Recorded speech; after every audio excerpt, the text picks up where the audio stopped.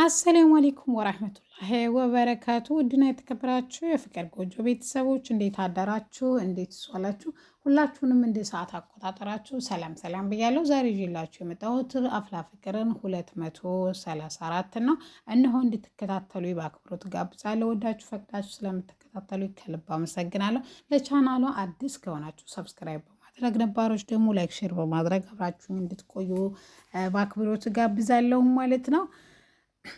ቤዚቲና ቹቻ ዛሬም አልፈልግሽም ወይም አጠገቤ እንዳደርሽ ብትላትም ነገር ግን ቤዚቲም በሀሳቧ ትመላለሳለች። በዛው ልክ ደግሞ ቹቻን ቤዛን በዛው ልክ ታብሰለስላታለች። አንድ ላይ እንዳይሆኑ የሚጢጢ ጉዳይ ሆኖባት ግራ ገብቷታል። ታሬም በተደጋጋሚ ጊዜ ቢያናግራትም ነገር ግን እባካችሁ ተውኝ፣ እኔ ለገንዘብ ብዬ ያደረግኩት ነው። ታሜ እንኳን ከአንድ ሆድ ያልወጣንና ከአንድ ሆድም እኮ ይወጣን ያጋድላል፣ ገንዘብ እኮ መጥፎ ነው በማለት ቹቻ ለታሬ ትነግረዋለች። ከአንድ ሆድ ባትወጡም ቤዛና አንቺ ግን ተመሳሳይ ባህሪ ነው ማለት ከአንድ ሆድ የወጣችሁ ያክል ነው። ስለዚህ ይሄን ለገንዘብ ብለሽ እንደማታደርጊው እርግጠኛ ነኝ፣ እባክሽ ቹቻ ንገሪ ሲላትም እሷም የምትናገረው ነገር እንደሌለና እውነቷን እንደሆነ ቤዚቲን ለገንዘብ ብላ እየከርታት እንደነበረ አቶ ተሰማ 30 ሺህ ብር ሰጥሻለሁ ሲሉ ቤዚቲን አሳልፍ የሰጠኋት ስትል መልስ ትሰጣለች። ታሬ ወደ ቤዚቲ ሄዶ የሆነውን ነገር ሁሉ ይነግራታል። እናም ዛሬ ሄደን እንጠይቃት ሲላትም አጠገቤ እንዳደርሽ ብላኛለች። እንዴት ልጠይቃት? አረ ታሬ እስቲ እንዲበላት በማለትም እንትን ትለዋለች። አጥጋቢ መልስ እኮ አጣሁ። እኔ ግን አንድ ነገር እርግጠኛ ሆኜ እነግርሻለሁ ቤዚትዬ፣ ቹቻ ምንም ያክል ገንዘብ ቢቸግራት አንቺን ለገንዘብ ብላ አትልከዳሽ የሚላት። እኔም ታሬ እንደዛ ነው የሚሰማኝ። የሆነውን ነገር ሁሉ ለምን አትነግርኝም ብላትም እምቢ አለችኝ።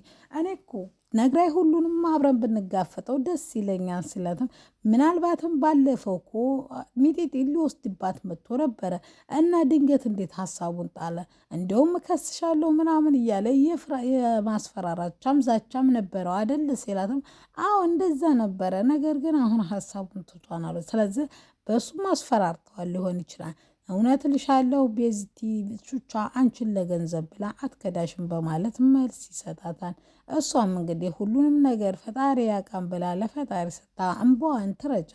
ትምህርት ቤት ኤላና ሰብሊ ደግሞ ተጆን ጋር እየተጫወተች እያለ ወይም እየኮረኮራት እያሳቀ ተው ጆኒ እያለች ድንገት ሳታስበው ኤላዬ የኔ አባት ስትል ይሰማል።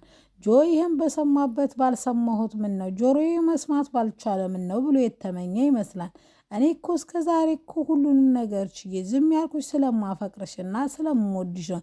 ይህን ያህል ደነዝና ሞኝ እመስልሻለሁ ሲላትም እባክህ ተረጋጋ፣ ይሄ እኮ የምላስ ወላምታ ነው ብትለውም እሱ ግን ሆድ ያባውን ብቅ ሊያወጣዋን የሚባለው ተረት እውነት ነው። በልብሽ የሌለውን ነገር እባክሽ እንደዚህ እያልሽ አደልልኝ። እስቲ ሰብሊ ግልጽ ጥያቄ ልጠይቅሽ፣ አንቺም ሳታስቢ እውነቱን ንገሪ ሳትዋሺ በማለት ይጠይቃታል። እሷም ምንድን ነው ስትለውም ኤላን አፍቅረሽዋን ሲላትም አይኖቿ ፍጠጥ ብለው ልቧ አድርቅ ብሎ ምን ማለት እንዳለባት ግራ ስለገባት፣ ነገር ግን መካድ ምርጫዋ ስለሆነ አይን ያላፈቀርኩትም ሲጀመርስ እኔ ፍቅረኛ ያለኝ ሴት ነኝ፣ እንዴት ላፈቅረው እችላለሁ? ጆን እባክህ እንደዚህ አትበል ይለዋል። ለማንኛውም በጣም ተነስቶ ተናዶ ሊሄድ ሲል እሷም እባክህ እጁን እንደዛ አትሁን ተረጋጋ ስትለው በጥፊ ሊመታት ሲል ኤላ ድንገት ካጠገቧ ነበርና ወይም አላዩትም እንጂ ከኋላቸው ስለነበረ እጁን ይይዘዋል። ልታስደበድቢ ነው ጠርተሽ ሆኖ በማለት ጆ ብዙ ነገር ይናገራል። እኔ መቼ እንደዚህ እንደሆነ አውቃለሁ፣ እባክህ እንዳሰብከው አይደለም በማለት ብለፈልፍም ሊሰማት አልችልም። ተግዶ ወዳ ተሳስተሽ ቢሆን አጠገቤ እንዳደርሽ ብሎ ጥሏት ይሄዳል። ኤላ ጋር ዞር ብላ ደግሞ አየሃ ይሄን ነው የበር እስከ ዛሬ ስፈራ የነበርኩት፣ የፈለግከው ሆነልህ ተለያየንልህ ስትለውም እሱም ምን እንዳጠፋና ጥፋቱን ብትነግረው ደስ እንደሚለው ይነግራታል።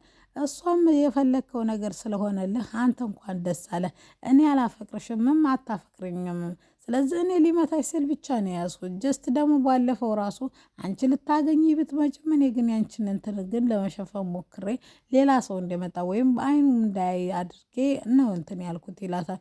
እሷም እንግዲህ እሺ ብላ ከዛ በኋላ አለም ትመጣለች። ምንድን ነው እንደዚህ የሚያንጨረጭርሽ በማለት መልስ ትሰጣታለች። እሷም ምን የሚያንጨረጭረኛን ይሄው የፈለግሽው ሆነልሽ፣ አንቺም እንኳን ደስ ያለሽ፣ ተለያየንልሽ ከጆ ጋር። ቆይ አንቺ ለምንድን ነው እዛኛውም እዚህኛውም ወንድ ላይ የምትለጣጠፊው?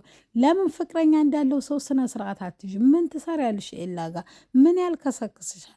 ያላገኘ ለማኝ ሳያገኝ ተሳድቦ ይወጣን የሚባለው ተረት ጠብር ግፍ ስትይቼ ካላደርግሽ ሲልሽ መሳደብሽ መረሽ በማለት ከአለም ጋር ይያዛሉ።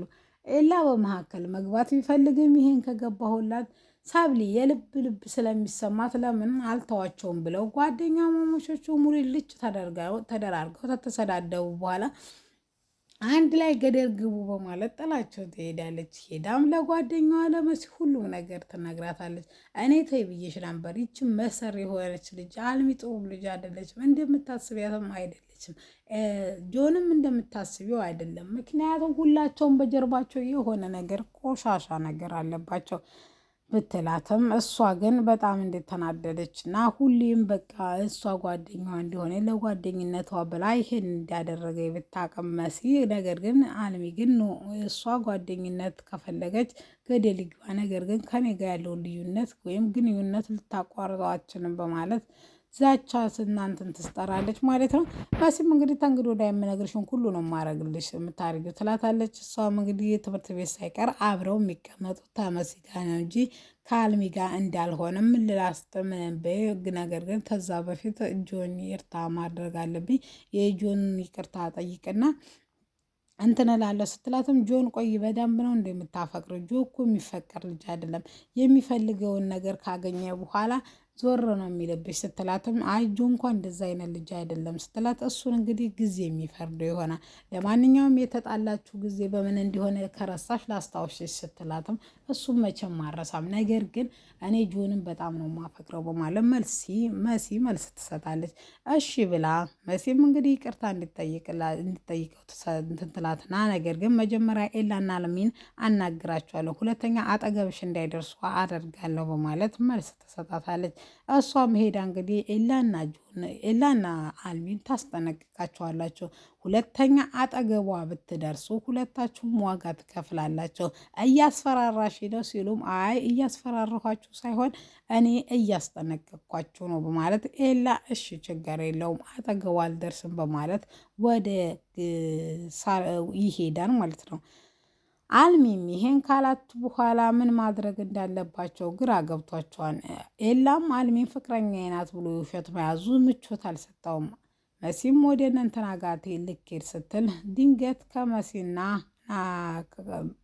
ካሌብ ሲጨቃጨቁ ታያለች። አሁንም በጣም ስለተናደደ ካሌብ አንቺ ማንሽና ነው ሁሉንም ሴት ሁሉንም ወንድ የምታባለው? ቆይ አንቺ ማንሽ ሲላት አንተ እኛ ፍቅር ውስጥ እባክህ አትግባ ስትለው እንዴት ነው የማልገባው? ወንድሜ ነው እኮ እዛ እያበደ ያለው ሲላትም የራሱ ጉዳይ ነው በቃ አትጮህብኝ አልኩህ በማለት ወይም የድንገት ነው እንጂ አውቄ ያደረግኩት ነገር አይደለም ሲላትም እሱም በጣም ተናዶ ሊመታ ሲል መሲ እጁን ትይዛለች። ተንግዶ ወዲያ መሲ ጋር ሰብሊ እጅህን ብታነሳ ሰብሬ የለህ ነው የምጥልህ፣ ስለዚህ ድጋሚ እጅህን እንዳታነሳ በማለት ሊመታቸው ሲሉ ሁለቱም ባንድ ሆነ እናሞክራን ሲሉት ቆይ እንገናኛለን ብሎ ጥሏቸው ይሄዳል። ሄዶም ለጆን ለጓደኛው የሆነው ሁሉ ይነግረዋል። ሰብሌም ይቅርታ ልጠይቅ ፍቅረኛዋን ሲኬድ እውነት ነው አርገሻዋን ሲላት አዎ ራሴን መከላከል ነበረብኝ፣ በጣም እየተሳደበ ነበረ፣ ለዛ ራሴን መቆጣጠር ስላቃተኝ እንጂ እኔ እንደዛ አይነት ሴት እንዳልሆንኩ ጠንቀቃችሁ ታውቃላችሁ ሁለታችሁም ትላችኋለች። አሁን ለምን መጣች ስለ ይቅርታ ልጠይቃችሁ ነው ትላለች። ይቅርታ ስትጠይቅም ሁሉም ጊዜ እንደሚፈልግና ናታንም በቃ ጸጥ ብሏት ይሄዳል ማለት ነው።